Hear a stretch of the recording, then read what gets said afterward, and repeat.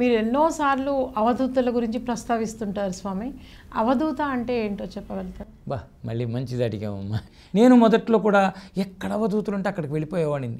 గోపాల్ బాబా, నాంపల్లి బాబా, ఇలా ఏ మూలన్న, చీరాల్లో మిల్లు స్వామి, భరద్వాజి గారు ఎంతమందిని చెప్పారు, వెంకయ్య స్వామి, అందరి దగ్గరికి పరిగెట్టడం. ఎక్కడ అవధూతులు ఉంటే నా ప్రయాణం మొదట ట్రైనింగ్, నా శిక్షణ ఎక్కడంటే వాళ్ళ పాదాల దగ్గర. ఒకరు కొట్టేవారు, ఒకరు తిట్టేవారు, ఒకరేమో దగ్గరికి రానిచ్చేవారు కాదు, ఒకరేమో నా చొక్కా చింపాడు. ఒక అవధూత అయితే వెళ్తే ఏదో దండం పెడుతుంటే చింపి పడేశాడు. గోపాల్ బాబా అయితే నా మెడ మీద చేపెట్టి, ఆరిఫ్ ఇంట్లో వైజాగ్లో ఉండేవారు, మేడ మీద వెళితే మెడమి గట్టి బయట గంటి గుమ్మం దగ్గర తోసి పడేశారు. ఇదేంటరా బాబు, ఈయనదో అవధూత కదా, ఆశీర్వదిస్తే నాకు ఆమె పట్టమని ఏదో పెద్దదేదో జరిగిపోతుంది మేలు అనుకునే వాళ్ళకి ఇది నెగిటివ్. కానీ నాకు దైవం నాకు ఉన్నది ఏంటంటే పారాయణలో సాయి సచ్చరిత్ర పారాయణ ఫలితం, గురుచరిత్ర పారాయణ ఫలితం. అవధూతులు ఎలాగైనా ఉంటారు, ఏం చేసినా అది ఒక లీల అనే భావన ఉంది కనుక ఆనందంగా వెళ్ళి అలా ఆ మెట్లు మీద కూర్చొని అక్కడ ఒకటే అనుకున్నా, ఈయన స్పర్శ కావాలనుకున్నా, ఇలా స్పర్శించావా తండ్రి, మెడ మీద చెయ్యేసి తోసుకుంటూ వచ్చావా, ఎంత కష్టపడ్డావు, కొన్ని నిమిషాలు కొన్ని అడుగుల దూరం నాతో పాటు తోసుకుంటూ వచ్చావే అని అక్కడ కూర్చుని దిగంబర శ్రీపాదవల్లభ దిగంబర. అవధూతులను మీరు అర్థం చేసుకోలేకపోయినా వాళ్ళ అనుగ్రహం కావాలనుకుంటే ఈ మంత్రం ఇదొక్కటి కీ, ఒక తాళం చెవి. మళ్ళొక్కసారి చెప్పండి. దిగంబర శ్రీపాదవల్లభ దిగంబర. ఈ లైన్ చాలు, ఒక్క లైను. నేను దీనికి జోడించుకుని దిగంబర అవధూత చింతన దిగంబర అనే ఈ 2 లైన్లు నేను స్మరణ చేసుకుంటూ పోతున్నా.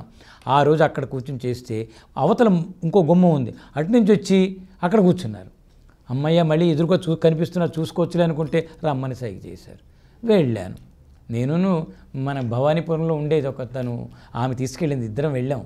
వెళ్తే అక్కడికి వెళ్ళాక ఇక్కడ కూర్చో అన్నాడు. ఇలా ఆయన సైగ చేశారు. కూర్చో అంటే కూర్చోవటమా, ఎలా కూర్చోవాలి, ఎలా కూర్చుంటాం ఆయన ఒళ్ళో అనేప్పటికల్లా పక్కనున్నాడు. పడుకోండి అన్నాడు. సరే అని బోర్లా పడుకున్నా ఒళ్ళో. నా వీపు మీద పెన్ను తీసుకున్నారు, అక్కడ నెంబర్లు వేసుకుంటూ వెళ్ళిపోతున్నారు. 7, 3, 4 అలా 3 సంఖ్యలు 4 సంఖ్యలు నెంబర్లు వీపు మీదకి తీసుకుంటూ పోయారు. వీళ్ళంటారు ఏదో చాలా మీకు కొన్ని పోతున్నాయి, లెక్కలు చూడండి అని అన్నారు. ఏదైతే నాకు ఆయన ఒళ్ళో, మహానుభావుడు ఒళ్ళో అలా ఉండటం, ఆయన నాకు చక్కగా మెచ్చుకోవడం. తర్వాత అప్పుడే ఆయనకు అన్నం పట్టుకొచ్చారు. ఆ పెద్ద ముద్ద తీసి నా చేతిలో పెట్టాడు. సో దోసిని బట్టి ఆయన ఇలా తీస్తే నేను ఇలా పట్టుకోవాల్సి వచ్చింది. ఆవురవరమంటూ తిన్నాను. అప్పటికి 3 అయిపోయింది. అది అంటే ఈ లీలలు చూడండి ఎలా ఉంటాయి అవధూతులు. అవధూత అంటే నా ఎరుకలో అవధులు దాటినవాడు, ప్రాపంచిక అవధులు దాటినవాడు. దేహం ఒక ప్రపంచం, మనస్సు ఒక ప్రపంచం, ఈ కనిపించే మిథ్యా ప్రపంచం ఒక ప్రపంచం. ఇవన్నిటికీ హద్దులు మనకు దొరకవు. సో ఇవి దాటి ఉంటారు వాళ్ళు, మన మధ్యనే ఉంటారు, మనకి మనసు చుట్టూ తిరుగుతూ ఉంటారు. అందుకనే సాయినాథుడు కూడా మహా అవధూత. ఒక స్నానం లేదు, ఏముండవు వాళ్ళకి, బాహ్యక్రియలు ఉండవు, బాహ్యక్రియలు దాటిపోయి ఉంటారు. పెంట కుప్ప మీద కూర్చున్నా నవ్వుతూనే ఉంటారు. మీరు ఎత్తుకొని తీసుకెళ్ళి పరుపు మీద ఏసీ రూమ్లో పెట్టారని అక్కడ కూడా అలాగే నవ్వుతూ కూర్చుంటారు, ఏమీ తేడా చూడరు.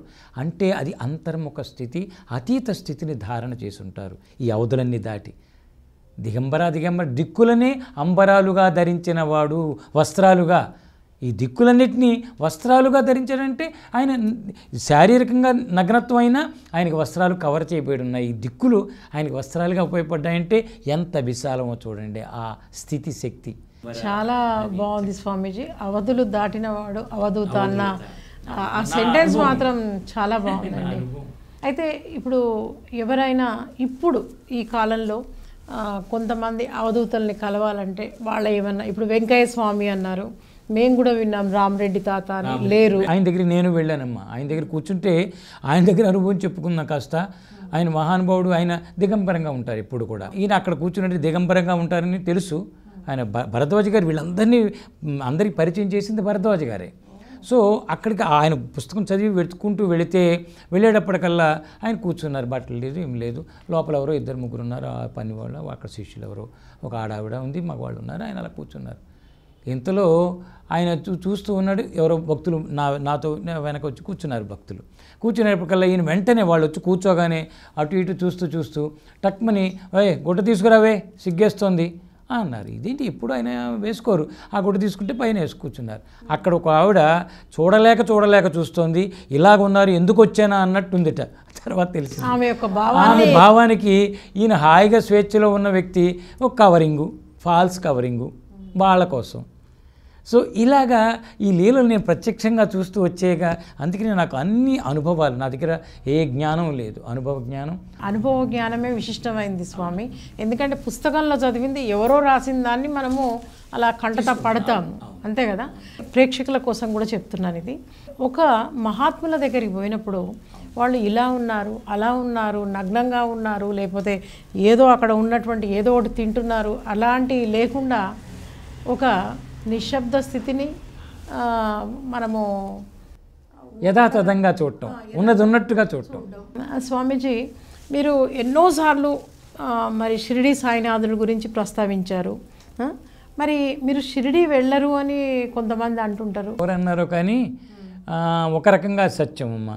షిరిడి వెళ్ళను అంటే ఇప్పుడు వెళ్ళటం లేదు. ఒక 20 ఏళ్ళ నుంచి చాలా తక్కువ, ఏడాదికో 2 ఏళ్లకో ఇప్పుడు అలా అనుకూలించి ఆ పూనా ముంబై వెళ్ళినప్పుడు వెళ్తున్నా.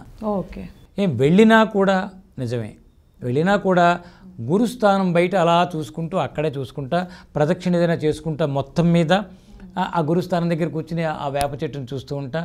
అక్కడ ఎందుకని కావలసినంత పొందేశాను నేను. 86లో ఫస్ట్ 85లో వెళ్ళాను కానీ అంత కాదు, గుర్తులేదు. అది అక్కడ అంత సేపు ఉండలేక ఎక్కువ. 86లో వెళ్ళి రోజుల తరబడి గడిపిన అనుభవాలు. ఆ తర్వాత శివనేశ్వర స్వామి ద్వారకామాయిలో పడుకోవటం, రాత్రి అక్కడే పడుకునేవాళ్ళం, అక్కడ పారాయణం చేసుకోవటం. 85లో అక్కడే పడుకునేవాళ్ళం. ఆ లోపల ద్వారకామాయిలో పడుకోవటం, ద్వారకామాయిలోనే ఉండే. అంటే అక్కడ అందరికీ ఆ రకంగా వీలు ఉండేది, అక్కడ చక్కగా ఓపెన్లో ఉండేది. అప్పుడు ఎవరు రూల్స్ లేవు, ఏమీ లేదు. హాయిగా చక్కగా ఉండటం, అక్కడే గడపడం, పారాయణ రాత్రి అంతా మనకి నిద్ర రాదు. అక్కడికి వెళ్ళేదే పారాయణం, సచరిత్ర సంఖ్యలో పెట్టుకోవటం, అదే మాకు గీత, భగవద్గీత నాకు. సో అక్కడ గడపటం, అక్కడ ఉండటం, ఆ అనుభవాలు పొందటం. సాయి షిరిడీలో ద్వారకామాయిలో రాత్రి సమయంలో ఆ ద్వారకామాయిలో తిరుగుతారు అని ఒక లీల చెప్పేవారు నాకు. విన్నాం అప్పుడు ఆ రోజుల్లో 88 ఆ టైంలో నేను ఆ లీల పట్టుకునేవాడిని. ద్వారకామాయిలో అందరూ అక్కడ ఆ చిన్న అరుగులు ఉంటాయి కదా, ఆ కటకటాలు వేస్తారు రాత్రి తాళం, అక్కడే కూర్చొని అలా చూస్తూ ఆ దీపాన్ని అలా చూస్తూ కూర్చోవటం. అలాగే నిద్ర వస్తుంటే లేచి అక్కడ మనకి రూపాయి టీ దొరుకుతుంది మనకి అక్కడ నందదీపం దగ్గర టీ తాగటం, మళ్ళీ వచ్చి ఇక్కడ కూర్చోవటం. ఇలా ఎన్ని సంవత్సరాలు చెప్పలేనమ్మా. కవాలి బాబా అని ఉండేవారు, రాత్రి 1 గంటకు వచ్చేవాడు ఆయన. మేమందరం పాటలు పాడుకోవటం, అలా తిరుగుతూ ఉంటాం. ఆ వేప చెట్టు రాత్రి టైంలో ఊగినట్టు ఉండేది. ఈ ద్వారకామాయిలో బాబా ఉన్నారు అని కొంతమందికి అనుభవాలు పొందేని చెప్పారు కదా. నేను అక్కడ కూర్చుంటే అక్కడ లాంతర్ తగిలించి ఉంచేవారు ఆ రోజుల్లో. ఒక లాంతర్ ఉండేది, ఆ లాంతర్ గాలి ఉండదు. ద్వారకామాయి షాపులు అన్నీ రాత్రి వేళ ఏముంటుంది, ఆ లాంతరు ఎగురుతున్నట్టు వెనక్కి ముందుకి అలా ఊగుతోంది లాంతరు. ఆ రాడు ఊగుతోంది, లాంతరు ఊగుతోంది. దానిని బట్టి పులకించిపోయిన క్షణాలు అవి. బాబా అక్కడ ప్రత్యక్షంగా ఉన్నారు, శక్తి తిరుగుతోంది. ఒక అదృశ్య రూపంలో ఆయన యొక్క సాన్నిధ్యాన్ని పొందాను. అలాగా అసలు చాలా నేను రాయాలి, గ్రంథస్థం చేయమని నాకు రంగాచారి గారని, నాకు 92 సంవత్సరాల ఆయన ధ్యాన గురువు అని చెప్తారు. ఆయన్ని నల్లకుంటలో ఉండేవారు. ఆయన ఒకరు నాకు జీవితాన్ని మార్చారు. ఆయన చెప్పారు, రాయి నాన్న ఈ లీలలన్నీ రాయిరా అని. ఇవన్నీ జరుగుతున్నాయి, మొదలుపెట్టాను అనుకోండి. అంటే షిరిడి వెళ్ళను అని ఈరోజు వెళ్ళక్కర్లేదు, పిలవకండి. అంటే నాకు అర్థమవుతుంది ఏంటంటే స్వామి, నాకు కడుపు నిండా అన్నం తినొచ్చాను అనుకోండి, మళ్ళీ మీరు పెడితే ఇంకా వద్దులేండి స్వామి అన్నట్టు అనిపిస్తుంది. అంతే. ఇక్కడ ఇంకో సూత్రం చెప్పాలి తల్లి. సాయినాథుడు అంటే ఏమిటి? ఆయన రూపానికి పరిమితం, నామానికి పరిమితం, షిరిడీకే పరిమితమా అనేది కనుక మనం ప్రశ్నించుకుంటూ షిరిడీ నేల మీద గడిపితే ఆయన చెప్పిన వాక్యాలు అక్కడ ఉన్నాయి. ఈ 5.5 అడుగుల పొడుగు శరీరం మాత్రమే సాయి అనకురా, షిరిడీలో మాత్రమే నేనున్నాను అనుకోకరా, నువ్వు ఎక్కడుంటే అక్కడ ఉన్నాను, అంతటా ఉంటానని ఆయన ఓపెన్గా చెప్పారు సచరిత్రలో వాక్యాలు. ఇవి నేను బాగా జీర్ణించుకున్నా.